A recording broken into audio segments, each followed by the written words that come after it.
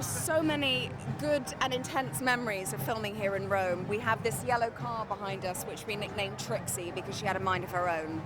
And so to spend 5 months learning how to drift with Trixie whilst both Tom and I were handcuffed to each other meant that by the time we got out to Rome, we had a good chance that we weren't going to harm the city, the streets, the fountains, the stairs, other people.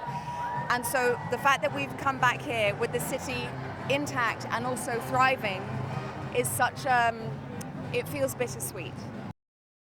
It has been relentless and intense in the most life-affirming way. It's both McHugh and Tom have this symbiotic relationship whereby they are bouncing ideas off each other all the time.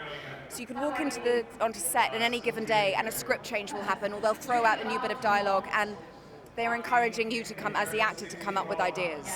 And so it's very much a collaborative back and forth process. And I knew going into it that if I surrendered to that process, then I was going to have the most extraordinary ride and surprise myself with what I could do.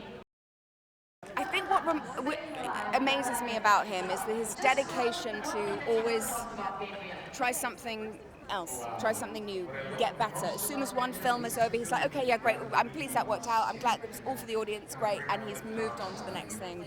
He's very good at letting it go so he can actually focus on, okay, what is the thing that I don't know how to do, that I think would be impossible for me to do? How would I go about with all the steps in place to make sure that I can find a way to fulfill that ambition? And I think it's his attitude more than anything else that I'm most impressed about, as in his consistency to always develop.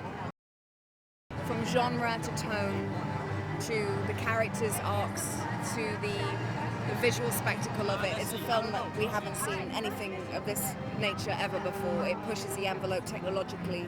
Everything we're doing in this movie is all for the sake of delighting the audience, and I think it will delight, it will excite. You'll wake up the next morning with an emotional hangover from it. Make sure you sleep well and you're hydrated.